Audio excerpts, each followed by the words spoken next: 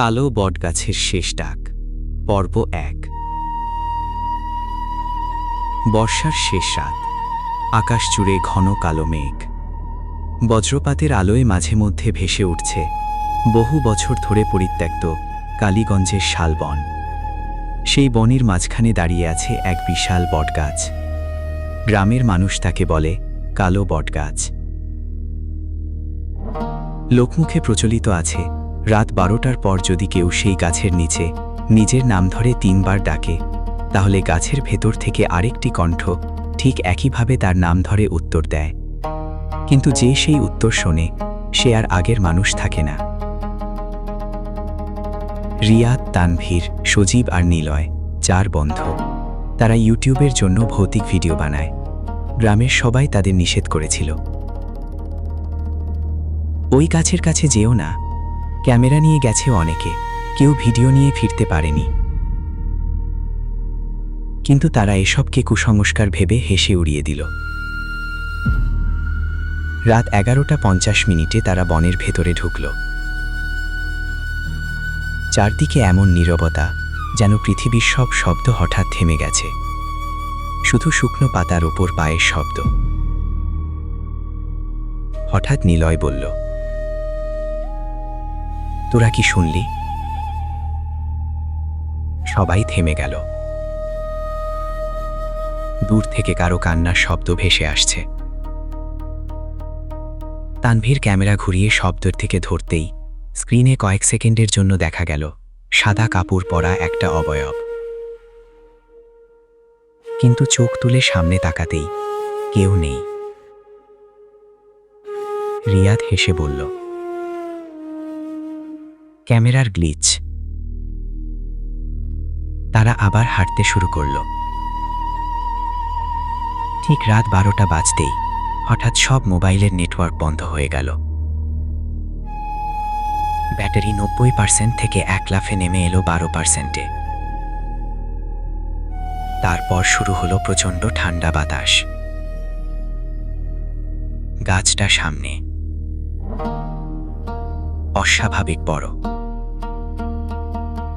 শেকড়গুলো মাটির ওপর দিয়ে সাপের মতো ছড়িয়ে আছে। রিয়াদ সাহস করে বলল, রিয়াদ, রিয়াদ, রিয়াদ। কয়েক সেকেন্ড নীরবতা। তারপর বনের গভীর থেকে ভেসে এলো কর্কশ কণ্ঠ, রিয়াদ। চারজনের বুক কেঁপে উঠল। কিন্তু ভয় তখনও শেষ হয়নি, কারণ সেই কণ্ঠ একবার নয়,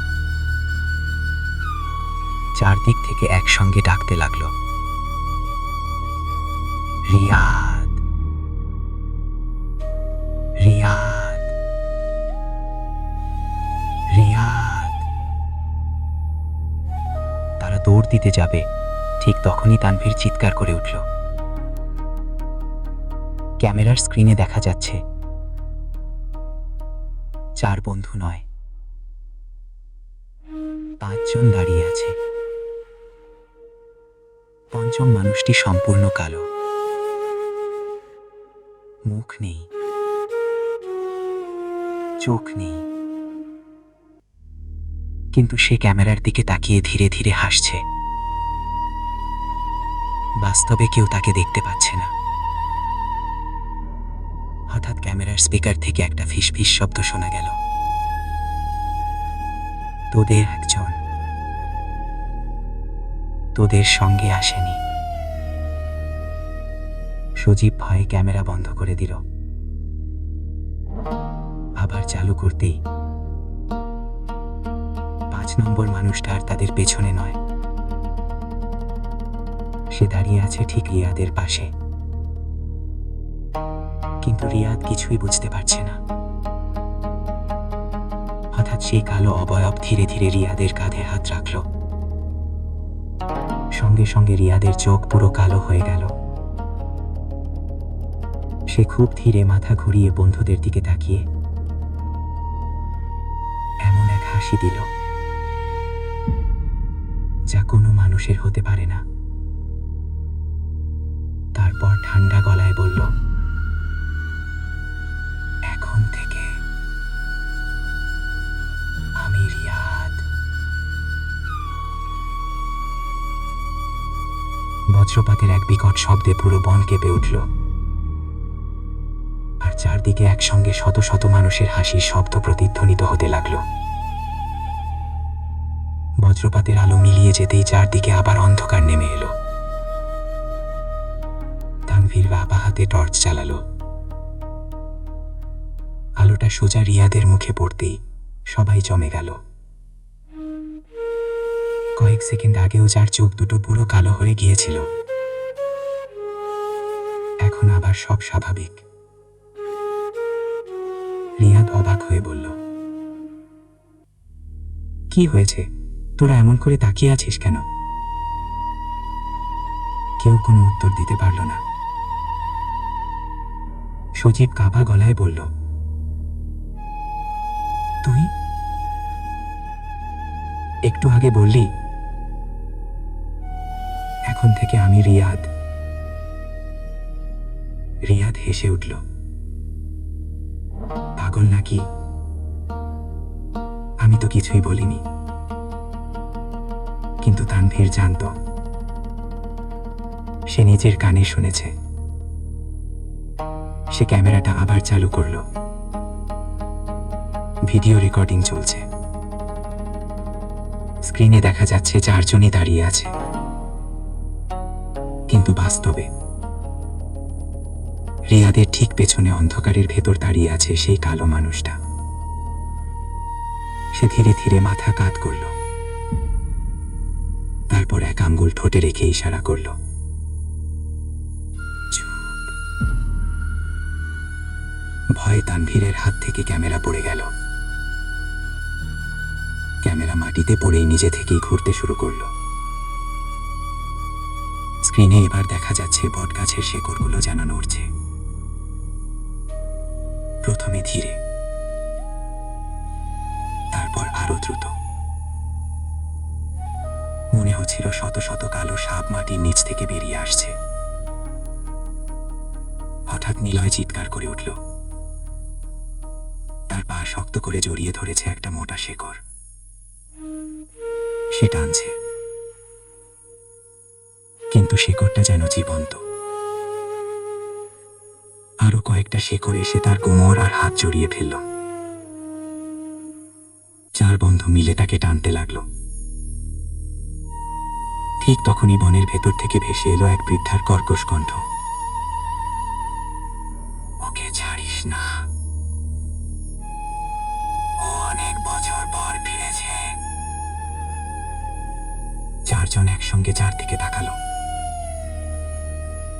কেউ নেই, কিন্তু কণ্ঠটা এবার আরো কাছে, ও আমাদের। হঠাৎ মাটি ফেটে গেল। বটগাছের গোড়া থেকে ধীরে ধীরে বেরিয়ে এলো সাদা শাড়ি পরা এক বৃদ্ধা। তার লম্বা সাদা চুল মাটিতে লুটিয়ে আছে, চোখের জায়গায় শুধু অন্ধকার গর্ত। তার হাতে একটি মরিচা ধরা লণ্ঠন। লণ্ঠনের ভেতরে আগুন নয়, জ্বলছে নীল রঙের অদ্ভুত আলো। বৃদ্ধা ধীরে ধীরে বলল, তোরা জানিস না এই গাছের নিচে কত মানুষ কবর হয়েছে। প্রতি 10 বছরে গাছ একজন নতুন মানুষ চায়। আজ সেই রাত। একথা বলেই বৃদ্ধা হঠাৎ অদৃশ্য হয়ে গেল। একই সঙ্গে চারদিকে শুরু হলো মানুষের কান্না, হাসি আর চিৎকার। মনে হচ্ছিল হাজারো মৃত মানুষ একসঙ্গে কথা বলছে। তানভীর আর দেরি করল না। সে চিৎকার করে বলল, দৌড়। চারজন প্রাণপণে দৌড়াতে শুরু করলো। যতই তারা দৌড়ায় ততই আবার সেই একই বট গাছের সামনে এসে দাঁড়ায়। একবার, দুবার, তিনবার, বন যেন তাদের বের হতে দিচ্ছে না। ঠিক তখনই ক্যামেরা নিজে থেকেই আবার চালু হয়ে গেল। স্ক্রিনে একটি লাল লেখা ভেসে উঠল, বের হবার পথ নেই।